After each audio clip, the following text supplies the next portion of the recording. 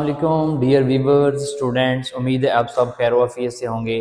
आज मैं अपने चैनल इंग्लिश बाय सारिफ खान 786 में आपके साथ बहुत ही इंफॉर्मेटिव वीडियो शेयर करने जा रहा हूँ। ये वीडियो आपके लिए पेपर्स की प्रिपरेशन के हवाले से बहुत ही बेनिफिशियल होगी। तो आज की मेरी वीडियो में कुछ ऐसे MCQ सेलेक्टेड हैं जो कि फैसलाबाद बोर्ड 2018 के पेपर्स में आए हुए हैं ग्रुप 1 में। तो प्रीपोजिशंस के रिलेटेड आइए हम इनको डिस्कस करते हैं। ये आपकी इंफॉर्मेशन में, आपके नॉलेज में बहुत ज़्यादा इजाफे का बायस बनेंगे। He was mad with hunger, वो भूख से पागल है। He was guilty of theft, उस पर चोरी का इल्ज़ाम लगाया गया। He has adorned his room with beautiful paintings. Adorned with, ये बेटे आपने याद रखना है। Adorned के साथ preposition with आएगी, इसका मतलब होता है सजाना, खूबसूरत बनाना। उसके बाद he is senior to me, ओहदे में, तजर्मे में बड़ा होना।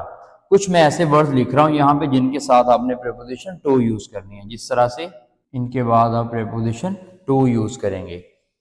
जहान Khan is void of wisdom, lack of, कमी होना। जहान खान में अकल की, शऊर की कमी। स्टूडेंट्स, ये नेक्स्ट 5 MCQs जो कि फैसलाबाद बोर्ड 2018 के ग्रुप 2 में आए हुए हैं, इनको देखें।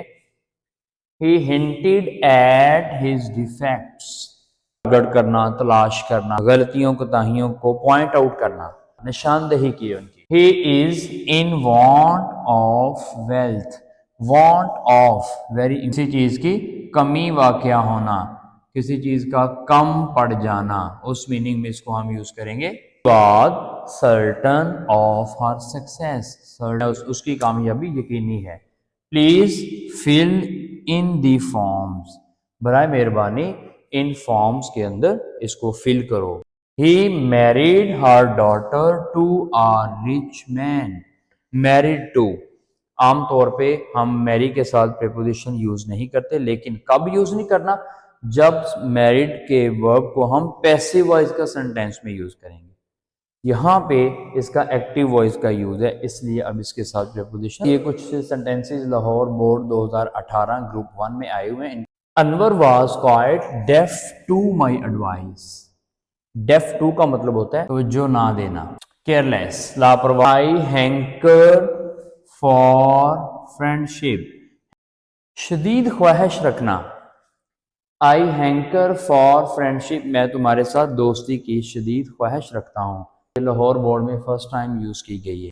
ही has not taste for music, जौक रखना, अगर नाउन के तौर पर आए तो किसी चीज का जायका, लेकिन टेस्ट के साथ जब प्रीपोजिशन फॉर आए तो इसको हम एज एडजेक्टिव यूज करते हैं। इसका मतलब होता है शौक, जौक। He was absorbed in studies, too busy, बहुत ज्यादा मसरूफ होना, महव होना, गुम होना। Do not meddle in my matters, दखल अंदाजी करना, मेरे मामलात में दखल अंदाजी। लाहौर बोर्ड 2018 और सेकेंड टाइम के पेपर्स के। This house is on fire, घर को आग लगी हुई है, ये घर आग में है। इन फायर नहीं, हम यहां पे लगाएंगे on fire. He jumped into the river, एक पोजीशन से दूसरी पोजीशन में जंप लगा के जाना हो। He had zeal for the country, बहुत ज्यादा पैशन रखना अपने मुल्क के लिए, मेरे पास बहुत ज्यादा जज्बा है। I feel sorry for the poor, sorry for the poor. I will object to, एतराज करना,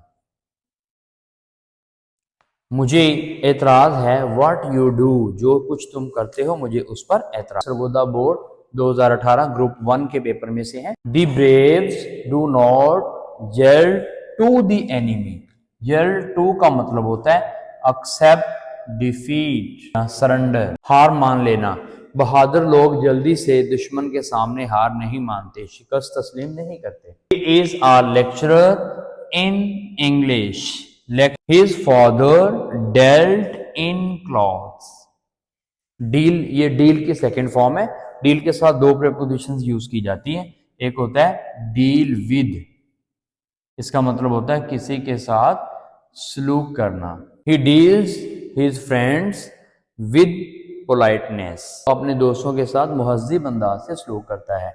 तो डील इन का मतलब होता है कारोबार करना, लेन देन करना, कोई चीज की खरीदो फरोख्त करना। He was confident of his success, confident of यानी श्योर होना, यकीन होना और एतमाद होना। ही fired at the standing elephant, जिस तरह एम एट होता है ना, निशाना बांधना, फायर एट किसी को टारगेट करना, निशाना बांधना। 2018 के सेकंड पेपर में से कुछ 5 prepositions. We should be contented with, मुतमईन होना, सेटिस्फाइड। व्हाट वी हैव, हमारे पास जो कुछ है हमें उस पर मुतमईन होना चाहिए, उस पर कंटेंटेड रहना चाहिए। हर face is familiar is not familiar to me, आशना होना, जाना पहचाना होना, उसका चेहरा मेरे लिए जाना पहचाना नहीं है। Why did you vote against me, तुमने मेरे खिलाफ वोट क्यों दिया। He cannot part with his share, part with के साथ, part के साथ अगर preposition with लगाई जाए तो इसका मतलब होता है किसी चीज से अलग होना, और अगर पार्ट के साथ preposition to लगाई जाए तो इसका मतलब होता है किसी शख्स से जुदा होना। दोनों प्रेपोजिशन इसके साथ यूज की जाती हैं। He is ill with fever, ill with का मतलब होता है बीमार होना, और हम इसके लिए सफरिंग भी लगाते हैं, लेकिन सफरिंग के साथ प्रेपोजिशन फ्रॉम आएगी। ये दोनों को रिलेट करती हैं, इसलिए मैंने इसको भी यहां पे बयान कर दिया।